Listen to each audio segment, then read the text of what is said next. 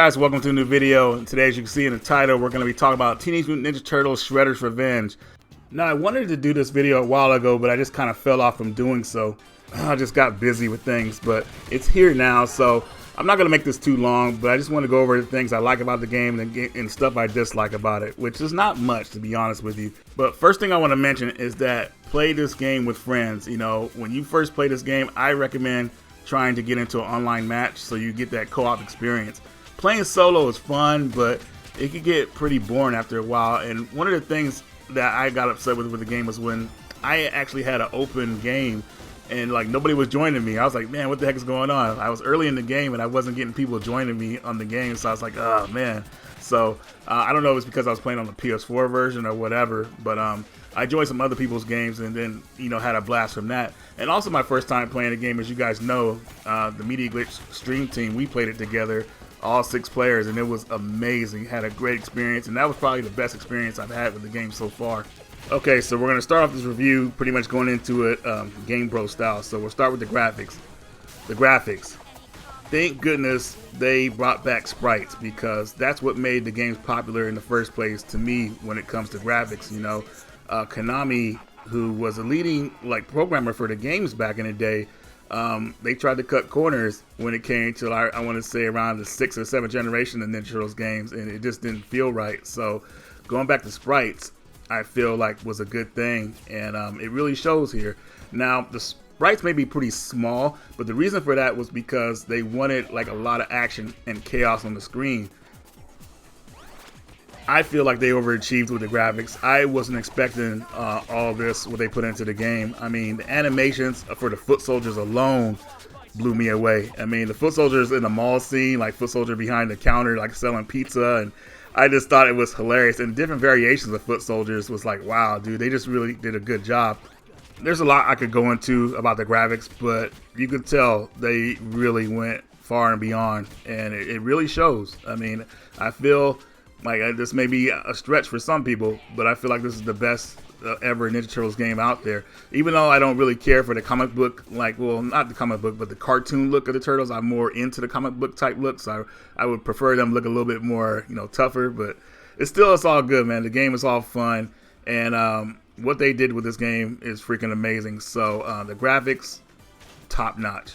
So next up is the sound effects and the music. Sound effects, top notch. I felt it was very well done, because like I remember playing Turtles in Time on the Super Nintendo, and I remember the first time that you do the body slam move, and that effect when that foot soldier hits the ground was like, man, it was so satisfying. And this game does the same thing. I think it even does it even better. Even though you don't really slam the foot soldiers like you did in that game at least, it still, you know, has that effect to where it feels satisfying. And that's what you want to feel in these type of games. You want to feel like you're doing damage.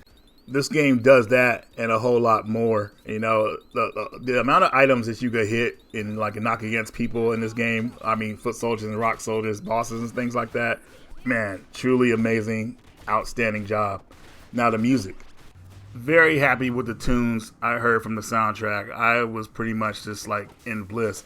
You know, as you guys know, my long intro had the mall level theme in it, and that's pretty much my favorite theme in the game, aside from Krang's theme, which I loved out ever since I was a kid.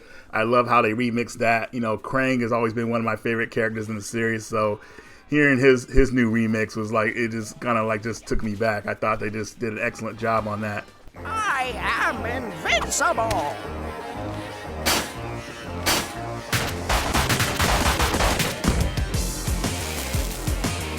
I'll teach you some manners!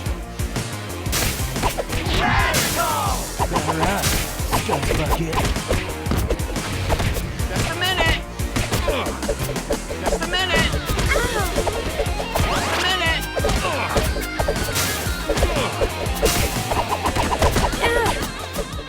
But the game has a lot of catchy tunes aside from the ones I really like. You know, the boss theme is well done. There's that one level when you're on the skyboard, I forgot what it's called, when you're in New York City, has somebody singing. That music is really on point. You know, just a lot of good tracks in this game, and that's what you want. I mean, good music helps the game flow well, and that's what this game does. Now the controls. So there is a plethora of moves that each character has, and I kind of just want to talk about well, my experience with Raphael. Now, a lot of you guys notice that Raphael has always been my favorite character in the Ninja Turtles series, so I went straight with him when I played solo, and I got beat up pretty bad. You know, I was just getting just slapped around. I was doing okay, but it kind of reminded me of the scene of the first Ninja Turtles movie where Raphael got beat up by all those foot soldiers on the rooftop. That's how bad I was getting beat up. So I was kind of disappointed with my skills with playing with Raphael. But each character plays differently, and each character is better in certain types of situations. Raphael, though he is strong, but once there's a lot of people on the screen, he can get beat up. So at least that's from my playthrough. I'm not saying it's going to be like that for everybody, but that was my experience. So I just felt his controls were kind of a little bit stiff when it came to like trying to react to like all the enemies on the screen. I think Leonardo is probably the most balanced, obviously, you know, for people to try out if they try this game for the first time. They don't know what character to pick. He's the most balanced character out of everybody on the list. So definitely give him a go. Other characters will take a while to get used to, but that's totally fine. I mean, the controls are smooth and well done, but like I said, each character feels different for the types of situations you're going to be in. So you want to get a good flow of that character before you kind of like go into the game like hardcore, I would say. And just want to put this out there, I feel like there's a difficulty curve to each character. I'll say the hardest character to really use in this game, at least for me, was Splinter. You know, Splinter does major damage when you know how to use him, but his learning curve is kind of like a little bit steeper than other characters, which is totally fine. You know, his moves are kind of like this. They're really combo heavy once you get used to them, but still, I just had trouble with it. So I don't know if everybody else feels like that. I feel like the easier characters to use in this game are probably Michelangelo. April is definitely an easy character to use. I had fun playing with her. She's really fast. And I would say probably Leonardo. Those are definitely the easiest characters to use in the game from my experience. Now the fun factor. Oh man. I had a blast playing this game for the first time with all my friends. I had the best experience possible playing with 6 people. There was a lot of chaos going on the screen. It's just like we just had a great time. And that's the way you want beat 'em up games to be. You know, this one definitely overachieved. You know, a lot of the other ones that come out, they're pretty generic. They don't go all out. Like one of the things that I feel like they went all out with this game is making sure that it was online. They wanted to make sure that people could play this game together, and they succeeded very well because when you do get those matches, they are a lot of fun. You know, I'm playing games right now that like don't have online that are beat 'em ups, and it just feels kind of stagnant. Unless you kind of like have someone to come over and play the game with you, you don't get that overall feel of teaming up with somebody and having a good time. I think what they should start doing with games is actually having a control-based AI partner to help you out, kind of like what Final Fight 3 did back in the day. And also Streets of Rage Remake does that too. I don't know if people know that. You know, Streets of Rage Remake, whew, the AI partner in that one is very helpful. So if you're not going to have online capabilities, make sure you give us an AI partner. Alright guys, so overall, you guys know how I feel about this game now. I think it's the best beat 'em up Ninja Turtles game ever. Yes, better than an arcade game, better than Turtles in Time.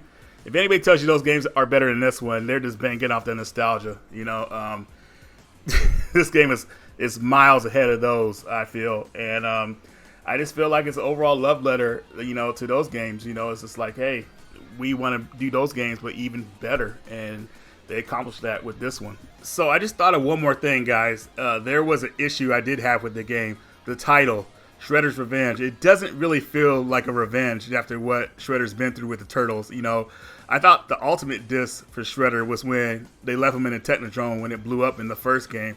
You know, that scene was pretty like dramatic, at least to me when I was a kid seeing it. And then Turtles in Time, you know, he turned into Super Shredder. That was pretty cool. But still, for what they did, leaving him in the Technodrome like that, man, that was pretty messed up. So you think he wants some serious revenge. But this one feels pretty cartoonish. I guess basically what I'm trying to say is that I want a more serious Ninja Turtles game. Like maybe, I don't want to say M-rated, but, you know, like kind of like the comic books. You know, like we've seen the violence in the first issue of Ninja Turtles, the comic book. Not the Archie comics, the very first Ninja Turtles comic book. That comic was no joke. If we get a game like that, that'd be freaking awesome. But at the same time, if they went that route, well, the game would probably be M-rated. So I don't know what kind of drama that would cause with Nickelodeon. But oh man. Alright guys, so thanks for watching this video. Definitely pick this game up and definitely pick it up as a physical. This game has earned the right to have a legacy, and having a legacy means that this game has a physical copy. So go pick that up when it comes out. Anyways, guys, I'm out of here.